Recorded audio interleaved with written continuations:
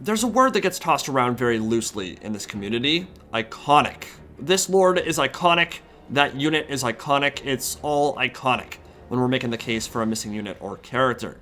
I think a fair number of us would argue that Shen Zhu, the Lost Dragon Lady, is a core pillar of this fantasy universe and must be made playable immediately or Cathay will never be complete, even though she was probably invented like 2 weeks ago.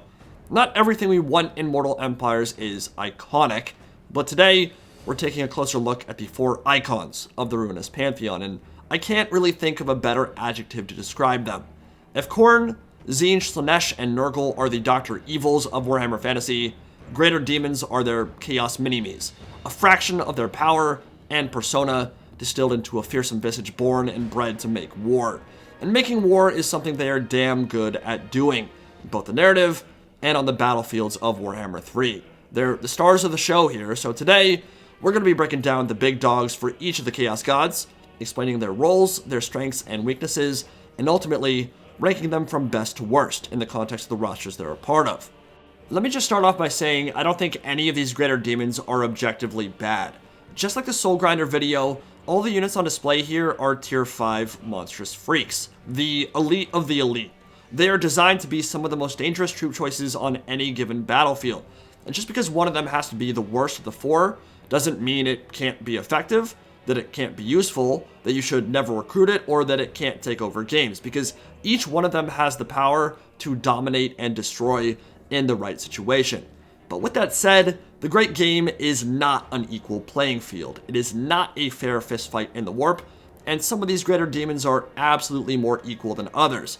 And I think going into release day on the 17th, it will be helpful for you guys to know which scenarios to seek out and which to avoid, so you can maximize their performance and understand each of their limitations.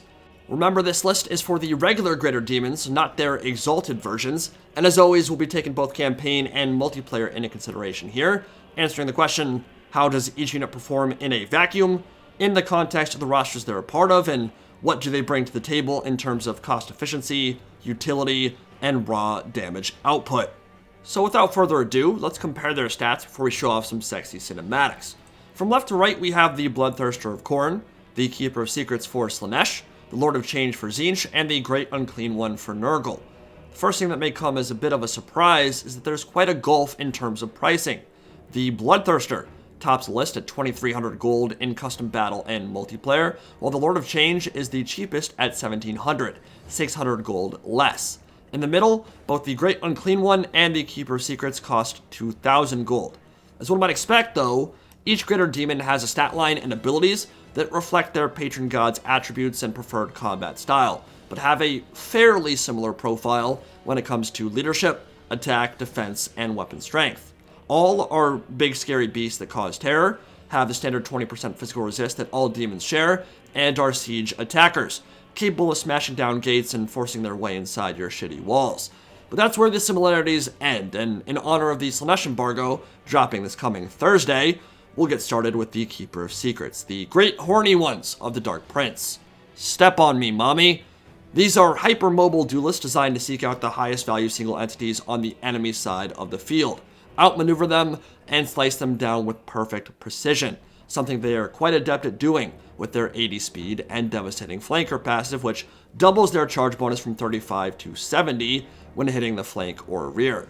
They truly do have an incredible stat line. I mean, 60 attack, 50 defense is virtually unheard of in this series for anything except lords and a handful of heroes. And they're one of the fastest land-bound single entity monsters in the game, so they are quite special in that regard. They can pick and choose their engagements quite efficiently and can easily push their way through and out of blocks of infantry, which is a trait all Greater Demons share, an element that cannot be overlooked because there's lots of stuff in Warhammer 3 that gets stuck super easily. They start out with access to 2 spells, Lash of Slaanesh and Acquiescence. Lash of Slaanesh is nothing special, just a breath spell that does a little bit of AP damage, although it can punish blobs of armored infantry moderately well, especially if they're really grouped up. But Acquiescence is an amazing dueling spell, reducing enemy speed by 25% and melee defense by 24%. It's also incredibly spammable, only 6 winds of magic, with the cooldown only slightly longer than the duration, so you can keep that debuff on an enemy for much of the battle with some good micro. This is the spell that turns their dueling up a notch and makes them a big threat to monster beaters like Shaggoths or dragons. If you get caught out, isolated, and flank charged by a Keeper of Secrets, you are in huge trouble, because with Acquiescence down, there's a good chance you won't be able to escape. Now it's important for me to note here that of the 4 Greater Demons, 3 of them start with spells and gain full access to their lores of magic through their respective tech trees in campaign. So although the Great Unclean one only has access to Stream of Corruption and Miasma of Pestilence in custom and multiplayer, Lord of Change only has Pink Fire and Blue Fire, and the Keeper of Secrets has the 2 spells we just talked about, they gain access to all 6 spells once you've researched the requisite technologies in campaign, and naturally, some of them get even further boosted with unique skills from their legendary lords. Do you need those full lores of magic for your Greater Demons in campaign? Well, generally I would say no. Kairos will do the majority of your casting as Tzeentch, Kugath will do the majority of your casting as Nurgle, and you have finite winds of magic. So even with tons of spell boosting and cost reduction stacking, there's only so much energy you can output towards your enemies. Would have been interesting, and probably super overpowered, if they wielded bound spells instead, but all of their casting is treated like normal spells with the winds of magic cost. So you're quite limited by the cap even when doom stacking. And you can't overcast with them either, which also reduces their effectiveness somewhat compared to their exalted and legendary counterparts. So when it comes to the Keeper of Secrets, having access to the full lore of Slaanesh is probably not that useful. You'll want to leave much of the casting to a Lore of Shadows, Aluris, so you can effectively clear out blobs with Pit of Shades or Pendulum, especially in sieges, or to Nakari himself. And all that dueling prowess comes with one major weakness. These things are squishy as balls. Against other demons, which are the main enemy you'll be fighting throughout the campaign, their physical resistance means absolutely nothing. And unlike other Greater Demons, they don't have anything in terms of protection to fall back on. Imagine that, a Keeper of Secrets without protection. And that's a serious problem for them, because 5 armor is a joke. Blue Horrors, the lowest tier Tzeentch demon, will melt them in seconds, to say nothing of their more powerful ranged options. The Bronze Shield is barely noticeable. They're still a huge hitbox monster that can easily be shot down, and there's no healing to get them back into fighting shape. They can perform battlefield miracles for you, but they require an insane amount of babysitting. And if you leave them still amidst infantry, or in the fire arc of pretty much any ranged troop, but especially those with magic damage, your 2,000 gold investment will disappear faster than my dad when he went out for cigarettes.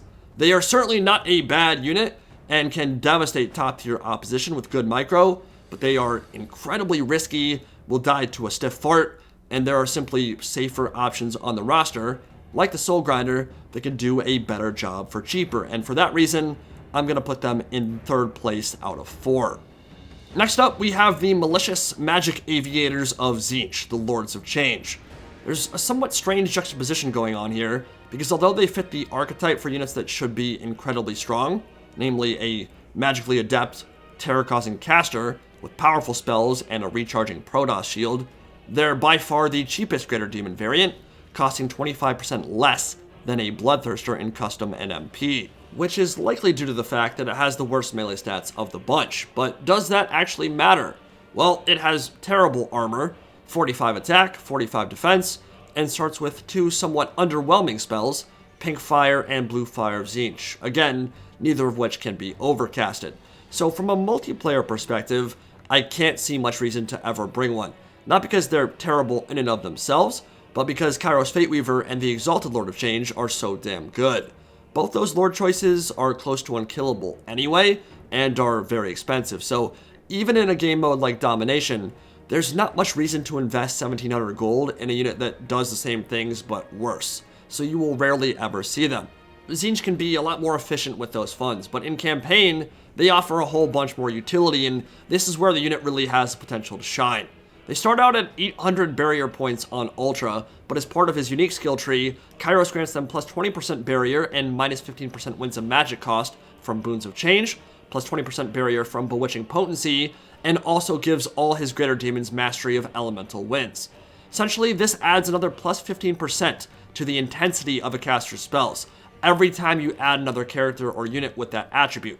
So you start out at 110% intensity with Greater Arcane Conduit, then add 15% to that every time you recruit something else with that trait. It will scale most things that can be multiplied, like stat effects, direct damage, healing, spell projectiles, vortex damage, that kind of stuff, but it won't increase attributes like life leeching or smoke and mirrors, nor will it affect spell duration, summons, or the size of an AoE. But you can imagine how that might be an incredibly useful tool in the arsenal of a caster lord like Kairos Fateweaver. Not only his spells are being amplified, but so too are the spells for every Lord of Change in your army, who have reduced Winds of Magic costs, a huge Winds of Magic pool to work with, and powerful ways to force enemies to blob, then devastate them with wave clear spells like Infernal Gateway and Firestorm. But if Mastery of the Elemental Winds is that extra spice you're looking for, then Barrier is the meat and potatoes here, because it turns what should be a somewhat squishy single entity monster into a cycle charging beast that can easily set up big time vortexes for the rest of the army.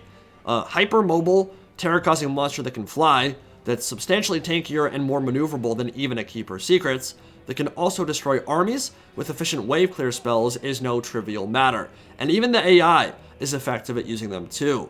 Well-stacked Tzeentch armies controlled by the computer are going to kick a lot of player ass by the time launch day rolls around. The magic spam gets pretty ridiculous. So because they are extremely doom-stackable in campaign, synergize so well with Kairos Fateweaver's army abilities, and can abuse barrier cycle charging so effectively, I think they deserve the number 2 slot on this list.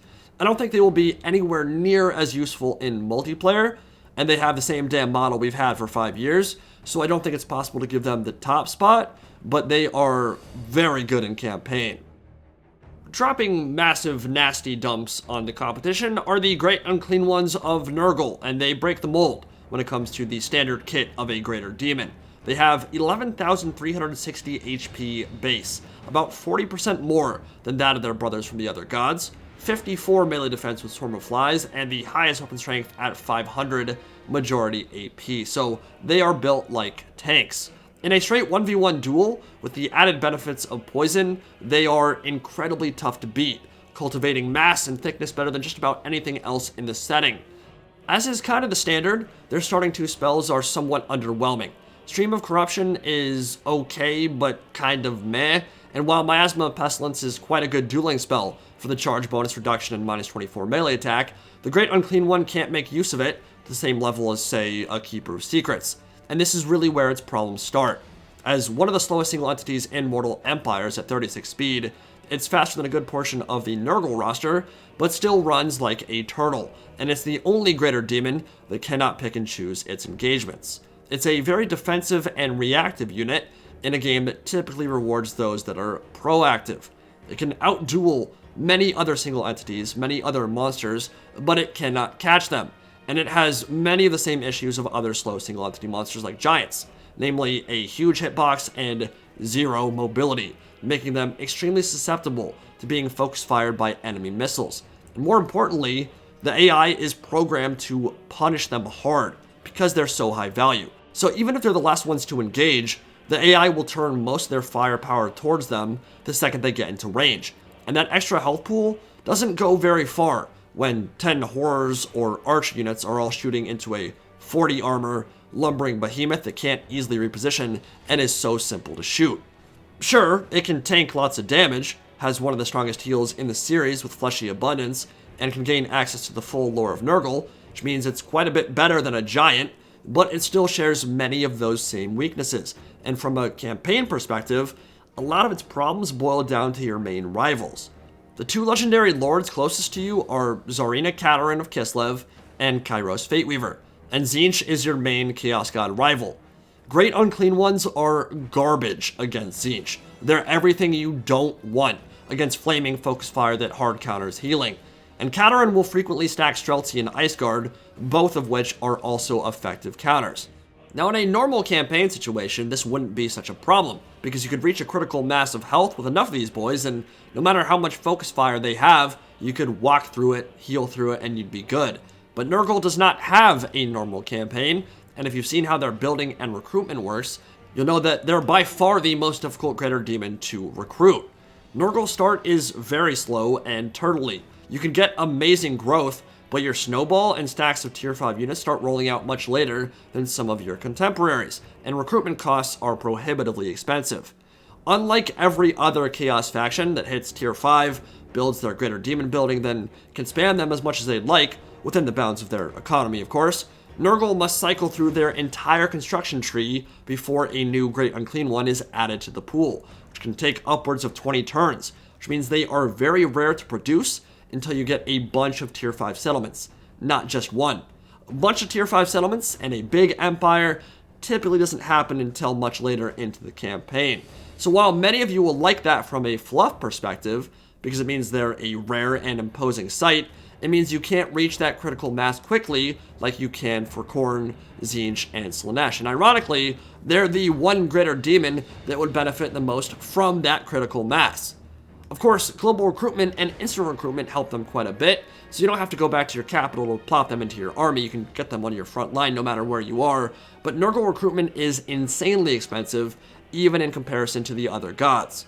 Now again, Great Unclean Ones are not a terrible unit. They will be a useful tool in some matchups, especially against races that don't have effective artillery or ranged play, like Khorne or the Vampire counts, and they're the only Greater Demon that can heal themselves or allies, which is a pretty big deal. But against the Skaven, Tzeentch, High Elves, Dark Elves, and any other number of factions, they are going to be food on the multiplayer side and must be babysat on the campaign side, even with their amazing healing and huge health pool. And for that reason, and their approach to recruitment that limits their output, I think they're the worst of the 4 Greater Demons currently. Which leaves us with the final entrant for this episode. Killing, maiming, and burning for Khorne, we have Bloodthirsters up next, and this is what I would consider to be the archetypal demon, the apex predator of Warhammer Fantasy. Perhaps a bit generic in design and aesthetic, but nothing quite evokes that sense of dread apocalypse like these beastly creatures. They are war-made manifest, and boy, do they live up to their reputation. I mean, look at that stat line. 60 melee attack base with a flaming weapon, 480 weapon strength majority AP, and 25 bonus versus large on a flying monster with 95 speed. Flying monsters with this much anti-large dueling potential are a rare sight in mortal empires. It's typically reserved for legendary lords like Imric, and this is truly a legendary lord stat line at a legendary lord price point. 2,300 gold, a creature that most characters simply cannot compete with in close quarters. It has 25% spell resist, and can pick and choose its fights better than any other Greater Demon, because it has the killing power to match up and overpower the majority of units in the series, while generally also getting free charges off when swooping down from the sky. Now there is one major issue affecting Bloodthirsters, and it's not exclusive to them. It's impacting a lot of flying units right now, but essentially they will sometimes have difficulty landing when attacking a large monster on the ground.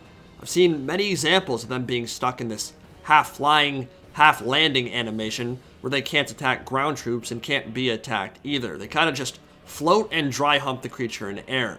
Terracotta Sentinels and Elemental Bears in particular seem to take up so much space on the ground, the targeted landing zone for the attacking flyer just kinda wonks out. It looks very janky and naturally can have a detrimental impact on the cyclocharging performance of a unit like a Bloodthirster. More than that though, when chasing units that are slower than them, they're often unable to hit them in the rear. For example, ice sleds are 75 speed, the Bloodthirster is 95 speed, but if you give chase and attempt to land a hit, even with the extra speed boost from being within charge range, you will often not be able to touch them if they are running away. Which I think is a function of the fact that any unit with even a little bit of speed can exit the range of their animation before it finishes. Frankly, I don't think this should be how it works at all, because it means that skirmish units that are substantially slower and already have a number of other advantages end up being way, quote-unquote, tankier than they're supposed to be, because they barely get hit as they turn their flank and run, even when the unit chasing them is much faster. I've seen a really good suggestion that it should be like Dota and other RTS games where, as long as the target is within range when the attack animation begins, it should still play the attack and defense roll to see if it will be a successful hit. Because the way it stands currently, there's an entire host of units that are substantially slower, but still cannot be touched when being chased, and that is dumb. Especially because you can just turn on skirmish mode and let the game play for you, and that's really not how it should function. Naturally, Bloodthirsters lack magic as well, so they're never going to get 500 kills in a battle by vortexing blob units into oblivion, but from infantry to cavalry to high-value monsters, there is very little in this series that they cannot defeat. And when things get dicey, they can use their mass and speed to push their way out and escape into the sky, only to wait for another great moment to strike from the flank or rear. Their combat performance is very straightforward, but it's above reproach. Their monster killing is second to none for a generic unit, and they are complete freaks in every aspect of this game. Good in campaign, good in multiplayer, good in domination. They are a staple of the Khorne roster, and in my opinion, are the best Greater Demon unit in Warhammer 3 currently. So, let me know what you think of the list, what you agree with, what you don't agree with, and what kind of content you would like to see next. Hope you guys enjoyed, and I will see you all in the next video. Indie Pride, signing out for now. Have a good one, guys.